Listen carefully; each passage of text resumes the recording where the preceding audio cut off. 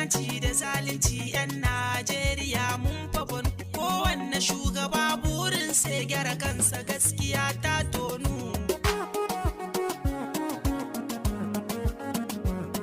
Ni ba kowa bane ba komai ba amma ina da harshe dai. Tsada ta rayuwa ta yi yawa shi yasa ake wa mata fade. Ga matasan mu ba aikin yi sai kwace-kwace kan hanya dai. Dan kuɗi kaɗan a bawa matasa su kisan kai ganin ku kun yi